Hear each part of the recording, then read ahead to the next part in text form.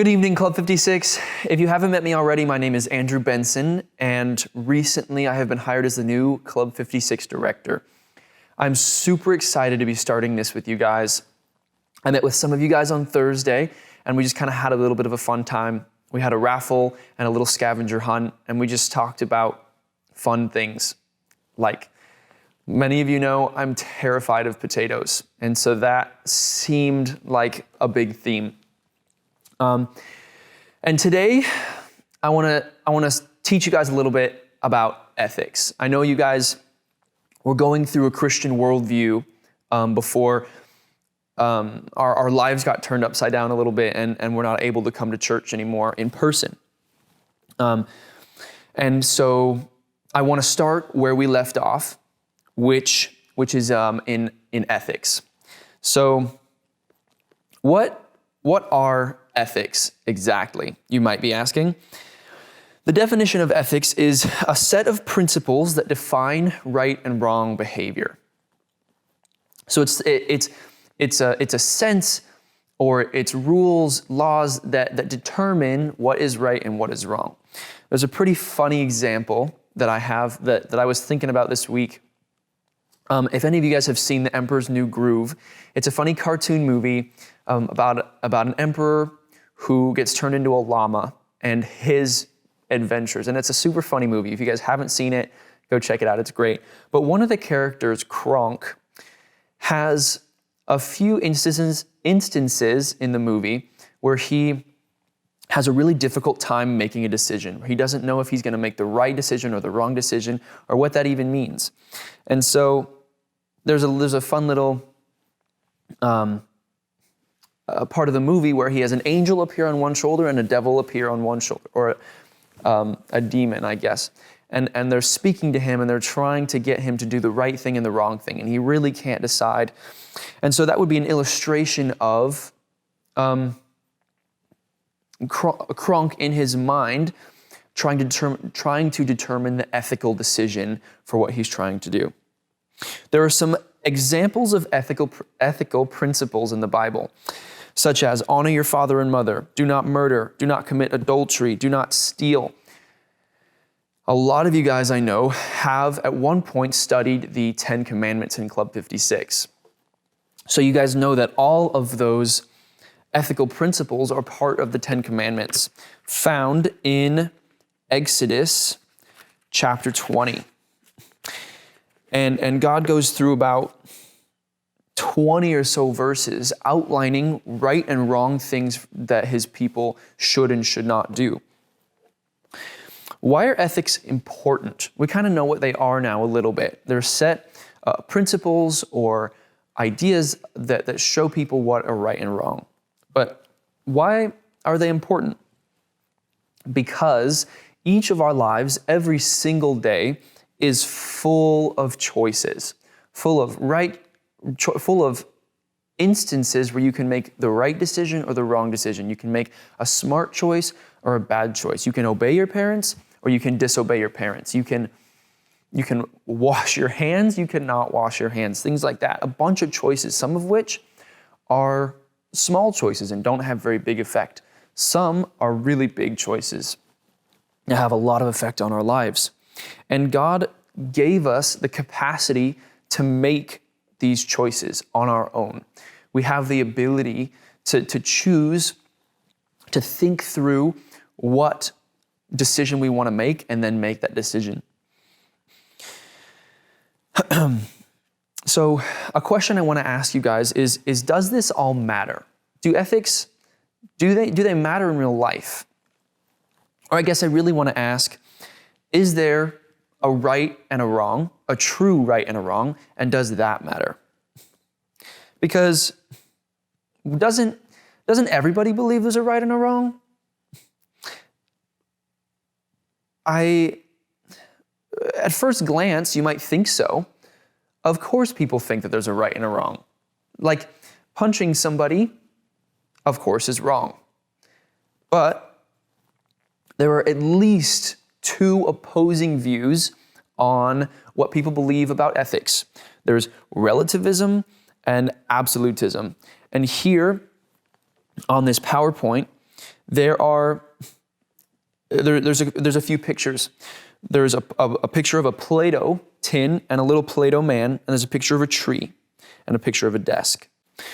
So relativism, the Play-Doh-like idea that you can change right and wrong, you can change ethics, you can mold them to be whatever you want, just like you can make Play-Doh into a fun little man.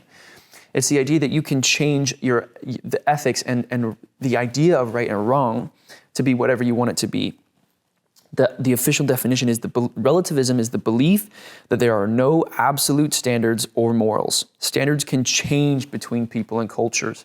And so an example would be somebody deciding that they don't want to believe in God anymore, or that God is wrong about something. And so then in relativism, they would be correct because they can change right and wrong. They can change ethics to be whatever they want it to be.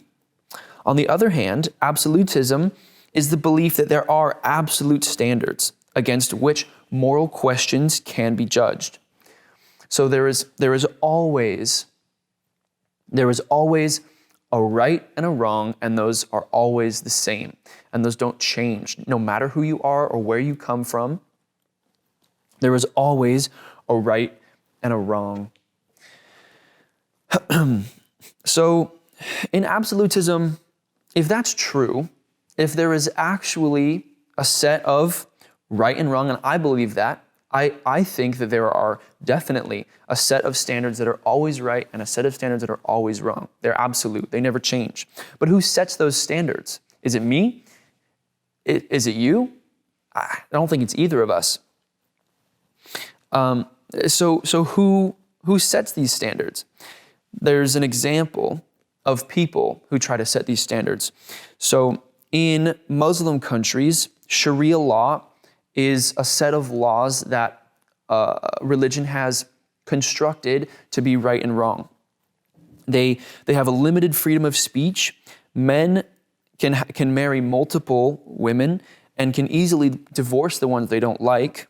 There are limited forms of slavery allowed.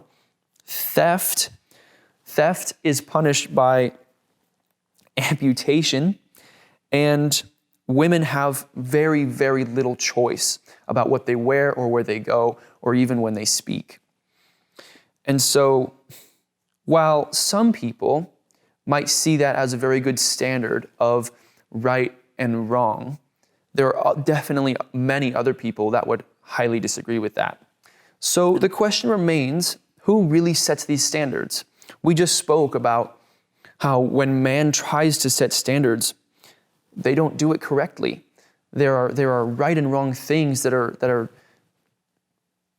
not correct. There are right things that are actually wrong and wrong things that are actually right. Romans 2:14-16 speaks a little bit about this. Let me read it to you. Paul writes, "For when Gentiles who do not have the law do instinctively the things of the law, these, not having the law, are a law to themselves, and that they show the work of the law written in their hearts, their conscience bearing witness, and their thoughts alternately accusing or else defending them, on the day when, according to my gospel, God will judge the secrets of men through Jesus Christ." So this verse is explaining that everybody already has a set of standards written on their hearts. That even if somebody does not know Jesus, they are still held accountable for their actions, for the sense of right and wrong that God has instilled in each person. Because God has given us a conscience. It's called a conscience. And it's this sense of right and wrong that with everybody is so similar. Because if you do something wrong, you feel guilty about it, even if you don't want to. If you're mean to your siblings or you disobey your parents, you feel guilt inside because you know you did the wrong thing. And if you do a correct thing, if you do something that's good, you have this sense of happiness and of joy and maybe a little bit of pride that you did do the right thing.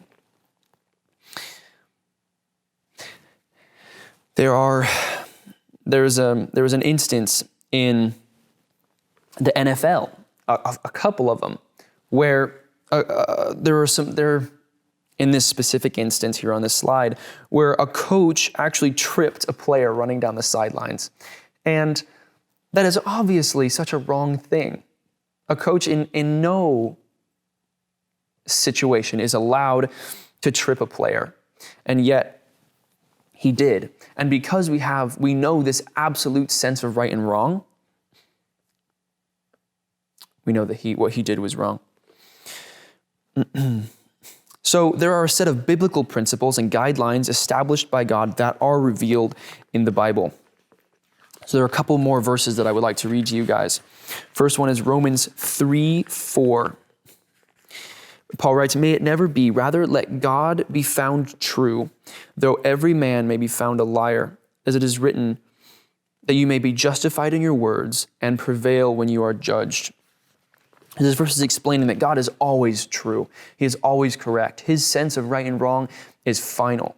It is solid. Like that tree in the previous slide, God is always true and right. And there's another verse, John 17:17, where John writes, "Sanctify them in your truth. Your word is truth." Speaking of Jesus, the person in this book was admitting that the words that Jesus speaks are truth. It's not even that they sometimes speak truth, that they're sometimes correct, and oh yeah, that what he said was true. What God says is truth. It is correct. But be careful, because even the Bible in all of its truth, we just read that the Word of God is truth. It doesn't just sometimes speak true things, that it is truth in itself, but people can still misuse it. For instance, there's a couple, Paul and Jan Crouch, who are in charge of, or part of a big movement called the prosperity gospel, to where they teach Christianity and faith in God as a way to have material wealth, as a way to have a pleasurable, easy life here on earth. And that is not at all what the Bible is trying to teach. In fact, Jesus says that for many Christians, life will be difficult at least some of the time. So to teach that to be a Christian means to have an easy, prosperous, wealthy life is not true. And so sometimes, as we've seen with the 10 Commandments, the Bible can be a rule book and a teaching that tells you what is right and what is wrong, what to do and not to do. But more than that, the Bible is a map. The Bible is about God and about Jesus and about his love for us and about how he redeemed us from our almost impossible for everybody but him, depth of sin that we were in, that we by ourselves couldn't determine right and wrong. We need God for that. And even when we don't, God still saves us. So the Bible, more than a rule book, so much more than a rule book, is a map about God and about his relationship with people, and about how he, throughout eternity, has tried and succeeded in bringing himself to us, in giving us this map and saying, here is the way to find me. Here I am. I love you and I want to be with you. Come find me. And yeah, there are some rules in that. There are some things that we should and shouldn't do, but that's not what it's about. It's about God being absolutely just and absolutely true when we aren't. And despite that, despite us not always following this absolutism point of view, God still loves us and still seeks us out and still wants a relationship with us. Have a great night.